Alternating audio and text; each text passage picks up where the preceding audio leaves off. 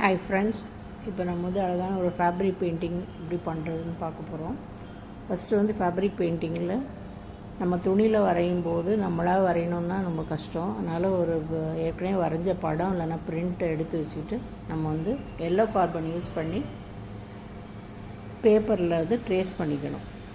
Paper மேலே வச்சுட்டு என்ன படம் வரைய போகிறோமோ அந்த படத்தை மேலே வச்சுட்டு அதுக்கு அடியில் அழகாக கரெக்டாக அந்த எல்லோ கார்பனை ஃபிக்ஸ் பண்ணிவிட்டு அதுக்கு அடியில் துணியில் நம்ம எந்த துணியில் வரைய போகிறோமோ அந்த துணியை மேலே வச்சுட்டு நல்லா டைட்டாக ஃபிக்ஸ் பண்ணிக்கணும். அப்படி உங்களுக்கு அசையக்கூடாது. ஏன்னா பேப்பர் வந்து நகர்ந்துகிட்டே இருந்துச்சுன்னா அந்த ஃபேஸோட இது வந்து படத்தோட இது வந்து போயிடும். அதனால் நம்ம செலட்டை சுற்றி ஒட்டிக்கலாம். இல்லைன்னா நல்லா டைட்டாக பிடிச்சிட்டு பென்சில் வச்சு இந்த மாதிரி ட்ரேஸ் பண்ணிக்கோங்க. ஃபஸ்ட்டு மெதுவாக எல்லா இதுவும் அவுட்லையும் எதுவுமே விட்டுறாமல் நம்ம வந்து ட்ரேஸ் பண்ணிக்கணும். இப்படி ட்ரேஸ் பண்ணதுக்கப்புறம் இந்த மாதிரி துணியில் வந்து லைட்டாக தெரியும். ஸோ ஃபஸ்ட்டு வந்து இப்போ நம்ம வந்து பெயிண்ட் அப்ளை பண்ண போகிறோம். இதுக்கு நம்ம யூஸ் பண்ண போகிற பெயிண்ட் வந்து acrylic paint or fabric painting. First இந்த இது வந்து லைட்டாக தெரியுங்கிறதுனால நம்ம என்ன பண்ண போகிறோம்னா, இந்த துணி வேறு டார்க் கலரில் இருக்கனால நம்ம வந்து ஒயிட் அப்ளை பண்ண போகிறோம். வேறு கலர் அப்ளை பண்ணால் நமக்கு வந்து தெரியாது. அதனால் ஒயிட் அப்ளை பண்ண போகிறோம். ஸோ ஒயிட் வந்து ஃபஸ்ட்டு அவுட்லைன் ஃபுல்லாக போட்டுக்கணும். இப்போ ஒரு படம் இருந்துச்சுன்னா வெளியில் அவுட்லைன் மட்டும் ஃபஸ்ட்டு வரைஞ்சிக்கணும். ஃபேஸ்லாம் அதுக்கப்புறம் நம்ம போட்டுக்கலாம். அவுட்லைனில் சாரீ, இந்த கால் அவுட்லைன்லாம் ஃபுல்லாக ஒன்றா தின்னாக வரைஞ்சிக்கணும். இந்த பெயிண்ட் அப்ளை பண்ணும்போது லைட்டாக நம்ம பெயிண்ட் எடுத்துக்கிட்டு பென்சிலை நம்ம எப்படி லைட்டாக வரைவோமோ அந்த மாதிரி நேராக வச்சு வரையணும். பெயிண்ட் வந்து நிறைய எடுத்துக்கிட்டோன்னா அது வந்து டிப் கொட்டிடும் அந்த துணிக்குள்ளே. ஸோ அதனால் நல்லா பெயிண்ட்டை எடுத்துக்கிட்டு நல்லா அதை வலிச்சிட்டு பாட்டில்லையோ இல்லை இதுலேயோ ப்ரஷில் அந்த தட்டிலையோ வலிச்சிட்டு அதுக்கப்புறம் தான் நம்ம வந்து அப்ளை பண்ணணும். ஸோ இந்த மாதிரி மெதுவாக அப்ளை பண்ணிட்டே வரணும். அவுட்லைன் நம்ம முதல்ல போட்டுக்கிட்டு அதுக்கப்புறம் உள்ளே வந்து நம்ம வந்து சாரீக்கு இல்லைன்னா பாடிக்கு அந்த மாதிரி தனித்தனியாக நம்ம வந்து அப்ளை பண்ணிக்கலாம். அவுட்லைன் போடும்போது தின் ப்ரஷ் அடித்து லேஸாக எடுத்துக்கோங்க. 0 to 2 நம்பர் 2 ப்ரஷ் வரைக்கும் எடுத்துக்கலாம்.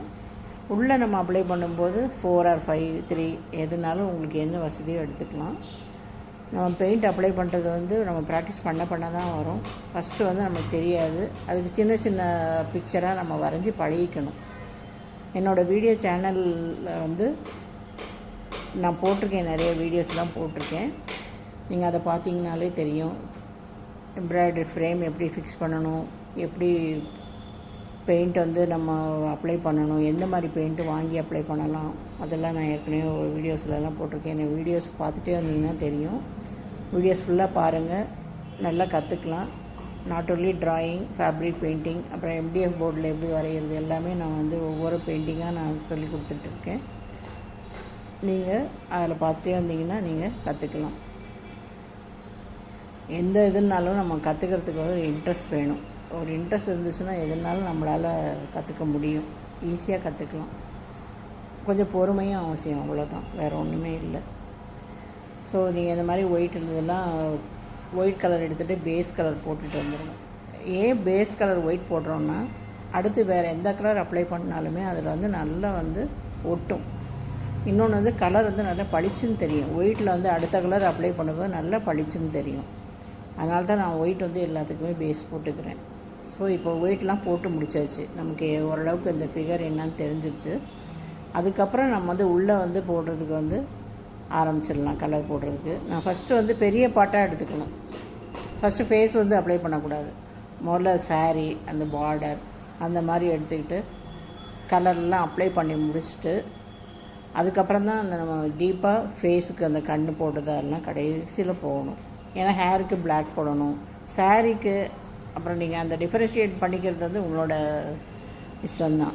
கலர் வந்து எது ப்ரைட்டாக தெரியுமோ அந்த மாதிரி பார்த்துக்கலாம். ஆனால் இந்த க்ரீன் கலர் டார்க் கலருங்கிறதுனால நான் வந்து ஆரஞ்சு, எல்லோ அந்த மாதிரி லைட் கலர்ஸ் எடுத்துருக்கேன். அப்போ தான் அந்த துணிக்கு அது அந்த படம் வந்து ப்ரைட்டாக தெரியும். ஸோ இந்த மாதிரி போட்டுகிட்டே வந்துட்டு அதுக்கப்புறம் வந்து அந்த ஆர்னமெண்ட்ஸுக்கு, ஏன்னா காதில், கழுத்தில் அந்த வளையல் அதெல்லாம் போடுறதுக்கு வந்து எப்படி யூஸ் பண்ணணுங்கிறது வந்து ஒன்றா நம்ம தெரிஞ்சுக்கலாம். ஸோ ஹேருக்கு வந்து பிளாக் அப்ளை பண்ணிக்கலாம். ஃபஸ்ட்டு வந்து பிளாக் அப்ளை பண்ணிக்கலாம், இல்லை ப்ரௌன் கூட அப்ளை பண்ணலாம். ரெண்டையும் சேர்த்து மிக்ஸ் பண்ணி அப்ளை பண்ணிக்கலாம். அது வந்து எப்படி பளிச்சுன்னு தெரியுமோ அந்த மாதிரி பண்ணிக்கலாம். ஃபேஸ்க்கு வந்து கடைசியில் நம்ம வந்து ஃபேஸ் கலர் அப்ளை பண்ணணும். அதே மாதிரி கை கால் அதுக்கெல்லாம் வந்து ஃபேஸ் கலர் அப்ளை பண்ணலாம். இல்லைன்னா ஒயிட்டோட லைட்டாக ஆரஞ்சு இந்த மாதிரி சேர்த்து கூட மிக்ஸ் பண்ணிவிட்டு வேறு கலர் ஃபேஸுக்கு அப்ளை பண்ணலாம்.